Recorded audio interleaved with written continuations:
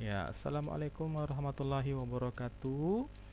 Mudah-mudahan masih dalam keadaan bersemangat dan dalam sehat dalam mengikuti pembelajaran daring kita, ya. Nah, hari ini kita lanjutkan kembali pertemuan kita dengan pembahasan yaitu tentang kalor pembakaran dari suatu bahan bakar.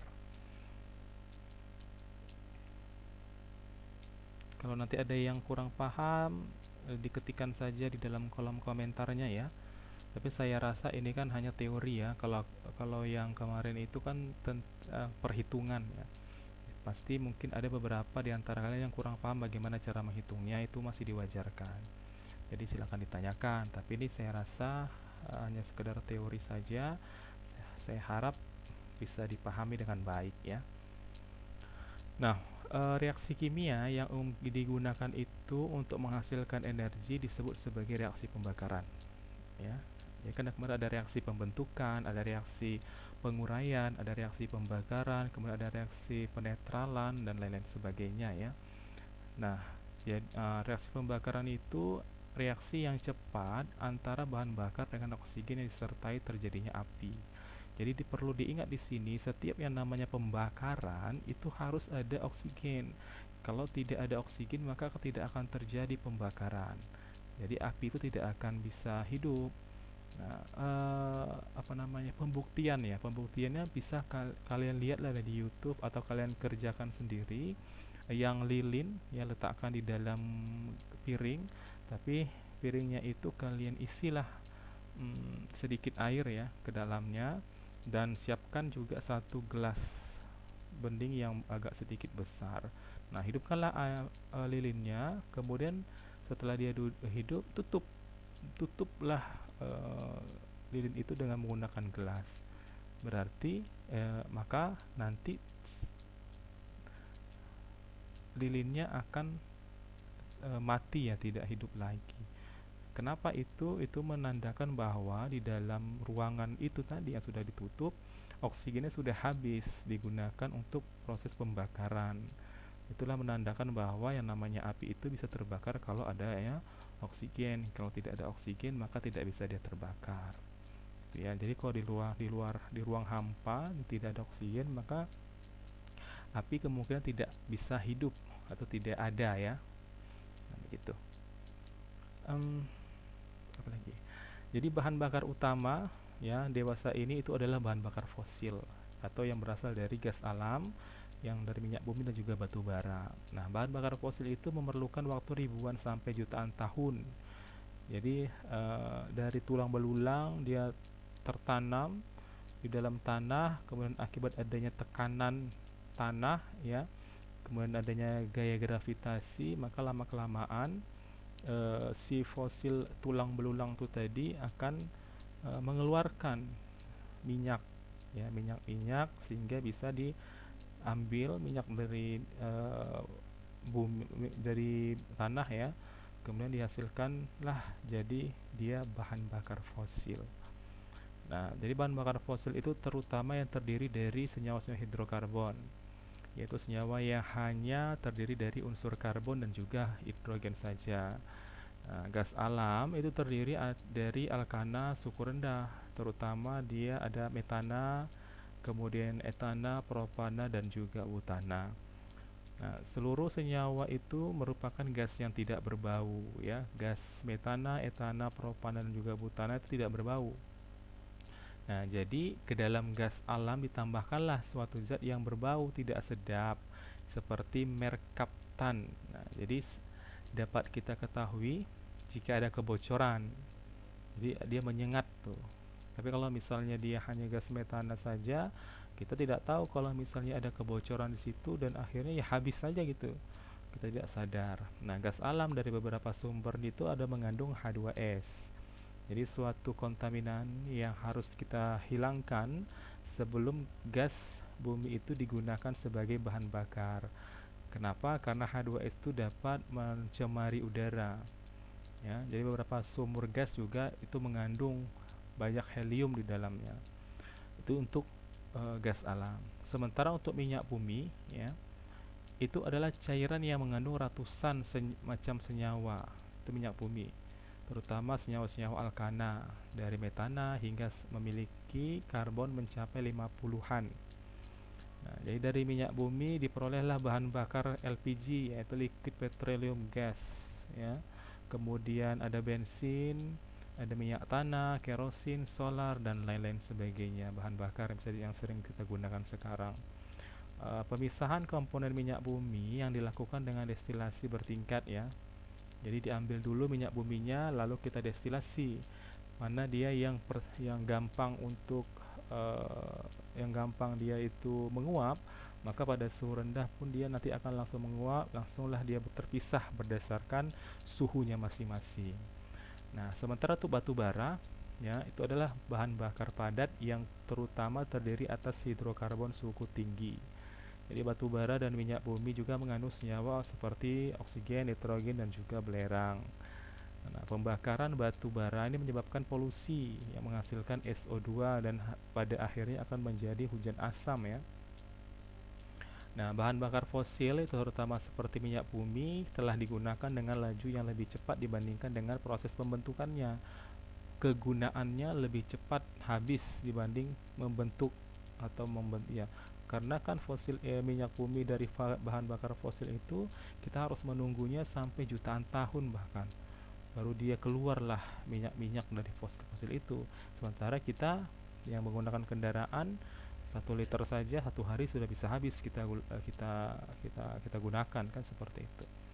Nah, jadi oleh karena itu dalam waktu yang tidak lama lagi akan segera habis bahan bakar fosil itu. Ya, jadi untuk menghemat penggunaan minyak bumi dan juga untuk mempersiapkan bahan bakar penggantinya, maka para peneliti telah mengembangkan berbagai bahan bakar seperti contohnya gas sintesis atau syngas dan juga gas hidrogen yang digunakan sebagai bahan bakar. Nah, seperti itu dia, ya. Nah, untuk gas sintesis itu diperoleh dari gasifikasi batu bara. Ya, jadi batu bara itu sebenarnya itu merupakan bahan bakar fosil yang sangat melimpah. Jadi batu bara itu bahan bakar yang cukup banyak. Dia hampir 90% dari cadangan bahan bakar fosil.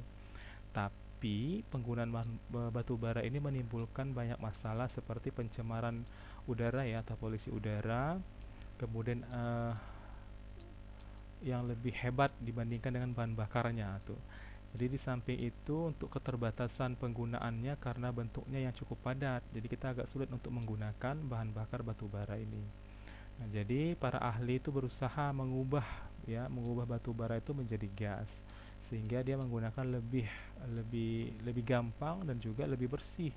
Tidak ada senyawa senyawa apa namanya hasil samping, ya, yang bisa menyebabkan terjadinya polusi udara seperti hujan asam.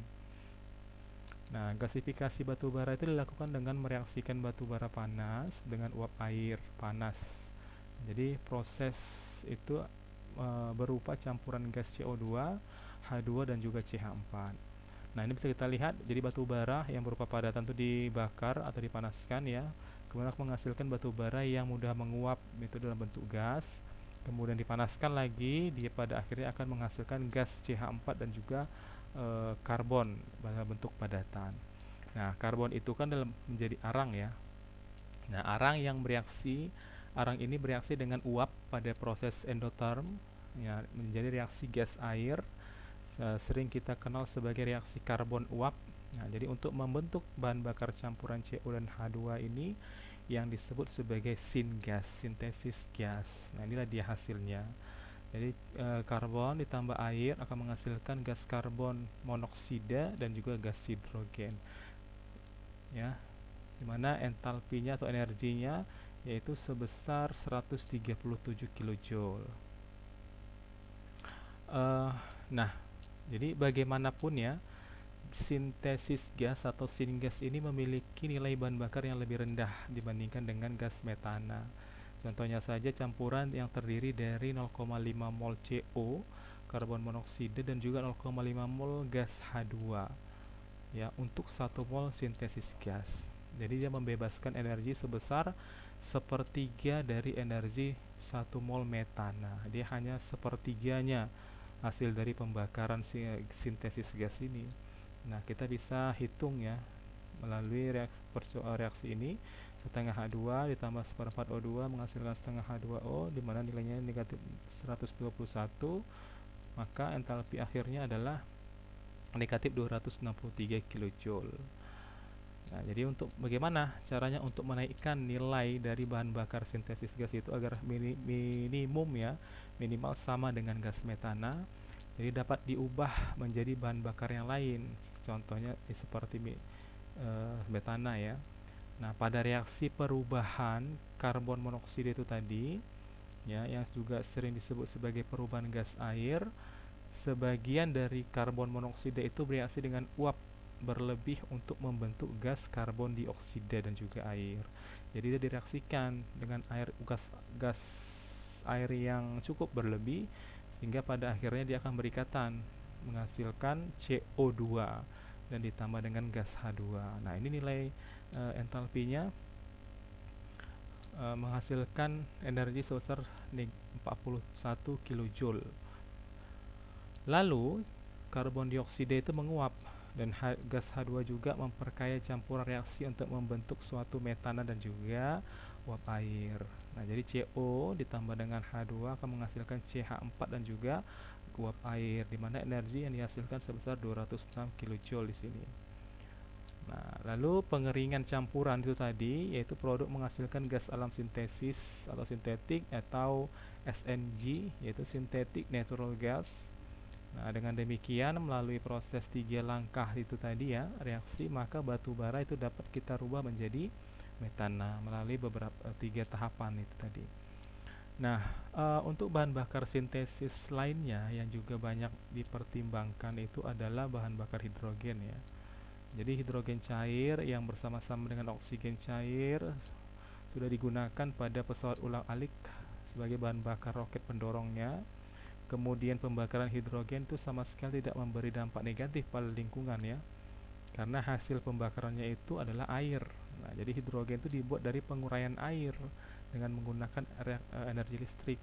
Jadi H2O diuraikan menjadi gas hidrogen dan juga gas oksigen.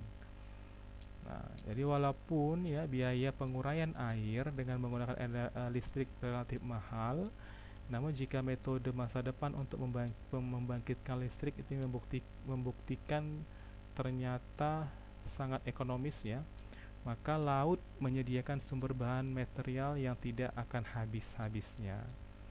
Kalau misalnya air bisa dirubah menjadi gas, karena kan kita di bumi ini hampir lebih besar ya, hampir 60% atau 70% itu bumi ini kandungan terdiri atas air. Nah, jadi kalau misalnya bisa dijadikan air itu menjadi gas hidrogen dan juga oksigen, maka sumber dari energi itu tidak akan habis lagi.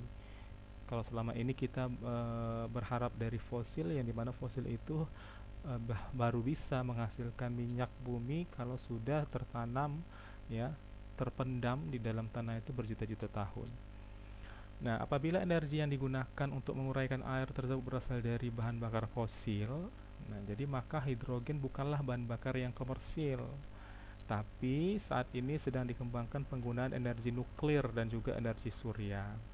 Jadi hal itu cukup berhasil, maka dunia tak perlu lagi khawatir lagi untuk kekurangan energi kalau sudah berhasil menghasilkan sebuah energi dengan penggunaan energi nuklir dan juga energi surya.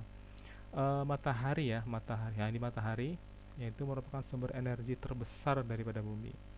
Tetapi teknologi penggunaan energi surya ini sebelumnya belum komersil ya. Salah satu kemungkinan penggunaan energi surya itu adalah menggunakan tanaman yang dapat tumbuh dengan cepat dan energinya kemudian diperoleh dengan membakar tumbuhan itu. Nah, jadi sekarang penggunaan energi surya ini yang cukup komersial itu adalah untuk pemanasan air di rumah tangga atau solar water heater. Nah, jadi karena nilai kalor dari berbagai jenis bahan bakar ini bisa kita lihat di sini. Ya. Jadi jenis bahan bakar gas alam dengan komposisi atom-atomnya itu adalah CHO ya, di mana C ada 70% dan H ada 23%, maka nilai kalor dia per gram itu sebesar 49 kJ. Dan batu bara yang antrasit 31 kJ, batu bara yang bituminous 32 kilo, itu jenis batu baranya ya. Kemudian untuk bahan bakar jenis hidrogen, nah ini nilai kalorinya lebih besar, 142 kilo joule per gram. Kemudian pembakaran bahan bakar dalam mesin kendaraan ya atau industri tidak terbakar sempurna. Pada pembakaran sempurna, senyawa hidrokarbon atau yang bahan bakar fosil tadi membentuk karbon dioksida dan juga uap air, sedangkan untuk pembakaran yang tidak sempurna membentuk karbon monoksida dan juga uap air. Nah, ini contoh pembakaran sempurna ya. Dan pembakaran sempurna dari bahan bakar fosil yaitu isoktan. Jadi dia C8H18 ini dibakar menghasilkan CO2, gas karbon dioksida dan juga uap air ya, H2O. Sementara kalau pembakaran tidak sempurna dari isoktan, dia akan menghasilkan gas karbon monoksida dan juga uap air, di mana nilai delta H ini adalah negatif 2924,4 kJ. Nah, pembakaran yang tidak sempurna ini akan menghasilkan kalor yang lebih sedikit nih, kalornya lebih sedikit dibandingkan dengan yang tadi. Hasilnya itu kalor yang dihasilkan itu sebesar 5460 tuh. Pembakaran dari isoktan itu kalor yang dihasilkan sebesar 5000 kJ. Sementara kalau isoktan yang dibakar tidak sempurna hanya 2000 kJ ya. Jadi pembakaran tidak sempurna ini mengurangi efisiensi bahan bakar. Kerugian lain pembakaran tak sempurna ini adalah dihasilkannya gas karbon monoksida yang sifatnya racun untuk udara. Jadi bisa kita hirup, kita bisa keracunan karbon monoksida. Ya, nah itu dia sedikit pembahasan kita tentang bahan bakar ya. Bahan bakar ada itu yang namanya yang berasal dari bahan bakar fosil, kemudian berasal dari bahan bakar batu bara, ya. Kemudian apa lagi tadi satu lagi yang kita bahas hari ini.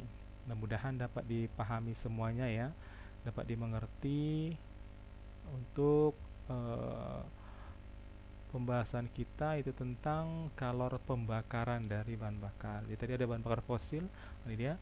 Kemudian ada gas alam, ada minyak bumi dan juga ada batu bara yang semuanya itu berasal dari fosil ya, hasil fosil yang sudah tertanam di dalam tanah cukup lama. Nah, jika ingin ada yang ditanyakan silahkan diketikkan di dalam kolom komentar, nanti akan kita bahas ya, akan kita bahas sedikit. Dan kalau memang tidak ada yang ingin ditanyakan ya juga tidak apa-apa, tapi saya harap dituliskan komentarnya dalam kolom komentar, katakan paham ya. Jadi itu saya sangat harapkan respon baik ya, respon balik juga dari kalian. Oke, itu saja dulu untuk hari ini. Saya akhiri pertemuan kita hari ini. Wabillahi taufiq wal hidayah. Assalamualaikum warahmatullahi wabarakatuh.